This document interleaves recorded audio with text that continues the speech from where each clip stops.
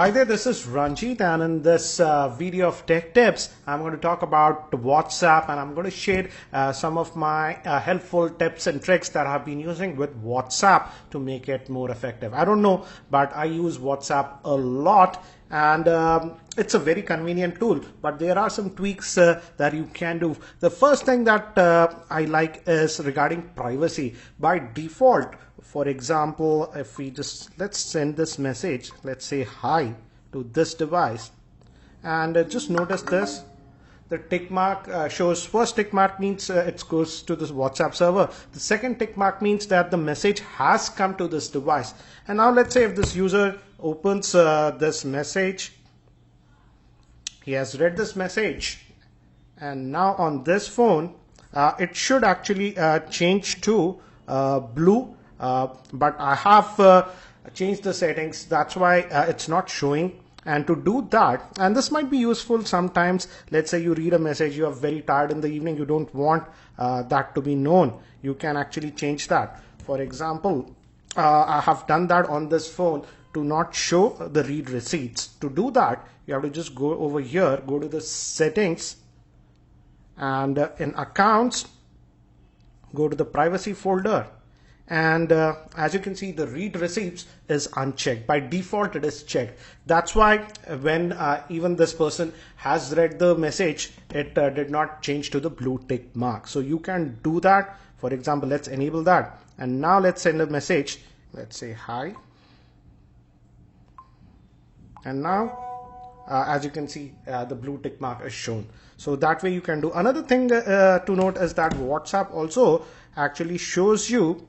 For example, let's just go back. If I go back to WhatsApp, the last timestamp, for example, for Amit Bhavani, it says that he was online last at 11:55. So if you want that others should not know about that, you can also change that setting.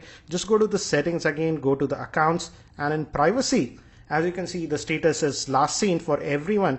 Just you can change it to just your contacts or nobody, and now that will not be visible. Now, for example, if I go back for this contact, and if I just click here, it will not show the last online time. So you can also use that for privacy. Another useful setting that I find is, and not many people use it, but this can be useful. For example, let's say this is my sister's WhatsApp message. Let's say I want to save this message and reply to it later. You can save it as a favorite. Just hold it on for some time and you get this menu over here. Just hit it as a star, and now this message has been favorited. As you can see, we have that star icon, and if you just go back, you can look at all your favorite messages. If you just click over here and click the start messages, and that way you can actually sort down your messages. So that's an interesting thing that I use sometimes. Also, I really like the fact that you can access WhatsApp directly on the web, and to do that you have to just go to, for example, let me show you with this device. I don't think so I have set this device for that one.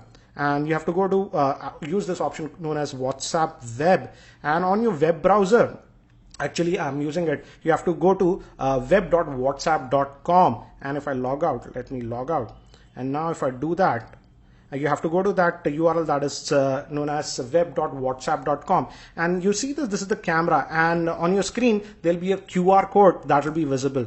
Just locate that QR code and let it scan, and that way it will show all the messages in the web browser. And I in fact use that a lot whenever I'm on the computer. That's almost most of the time. So I really use the web.whatsapp.com website directly to access the messages without using the phone. Another thing that I really like is that again, I've noticed that not many people use this, is regarding quick contacts. For example, these are the 3 contacts that we have. Let's say you chat a lot with this contact that is Amit Bhavani. You can just hold this contact like this and use this option as add chat shortcut. Now what it has done is it will create a app shortcut over here, and whenever you just click this, it will directly open the conversation for that app. So you can do it for multiple accounts. For example, let's do it for this also. So this is a very good way. If you frequently chat with, let's say, a particular person, you can just create it like this, and directly when you click it, it takes you to that conversation. So that's a nice option. Also, we can back up what do you say, your data that is there on Google servers. And now WhatsApp has made it really easy. Just go to settings again, and I use this because I frequently move to new phones, and I use the cloud backup option, and you have to go to chats and you have to go to chat backup. And as you can see, I'm using the Google Drive. Just link it to your Google Drive server, and automatically every day at 2 o'clock at the night, backup is done on Google Drive. And whenever you move to a new phone, WhatsApp will automatically detect that backup if you're using the same Google account and just restore your file. So this is a really nice way. And you can also do it manually if you want. If you want to do the backup manually, you can always do that. Another thing that I frequently use is that let's say I have a lot of conversation and I want to just have that. You can just click that and use this option of email chat, and if you click that, the entire conversation, you can attach media or whatever, will be sent as an email. I also use this sometimes.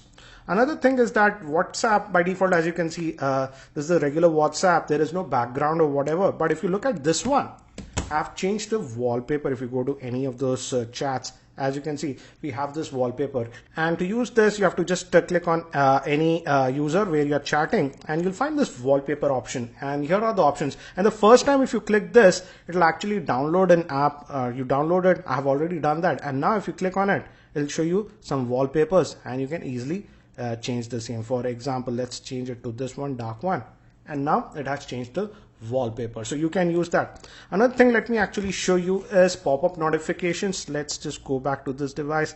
Let me just say hi, and as you can see, I get this notification in this pop-up. So you can enable this via pop-up, so it's really handy. And to enable that, again, it's really easy. Let's just go to the, let's go back, let's go to the settings, and in notification down, as you can see, this is the option called pop-up notification, and again there are some options for that. By default it will be no pop-up, so you can enable it. I have enabled it to only show pop-ups when the screen is on. You can always also show up the pop-ups if you would like, so that's also a handy option in my opinion. Now another thing, that if you use WhatsApp a lot, and if you are subscribed to a lot of, what do you say, groups and stuff, the WhatsApp database size can become really huge. And to give you an idea how much storage space WhatsApp is taking in your internal storage, to do that, go to the settings, and now go to, what do you say, storage tab. Again, it will be different, a little bit different, the menus based on your Android phone, but the general procedure is the same. Let's go to the storage, and here you go to the storage, scroll all the way down, and you have to look at this miscellaneous. I have already just cleaned up, that's why I don't have that much. But if you click on the miscellaneous, as you can see, it will show you the entire data that WhatsApp is consuming on their disk. So this is what WhatsApp was using. So this is a very easy way to determine if WhatsApp is using a lot of data. For example, on my dad's phone, the WhatsApp data files were as high as 6 gigabytes. So you can use that to determine the size. And obviously, if you have the database is very big, you can delete the group messages. For example, let's say this is a group, you can click this and delete the groups and stuff. So these were some of my tips and tricks that I use with WhatsApp. I hope that you found this video helpful. Again, make sure you also check out the other tech tip videos that I have made earlier. Link for that playlist will be in the YouTube show notes. Again, if you're not subscribed to my YouTube channel, hit that subscribe button. Thanks for watching. This is Ranjit, and I hope to see you in my next video.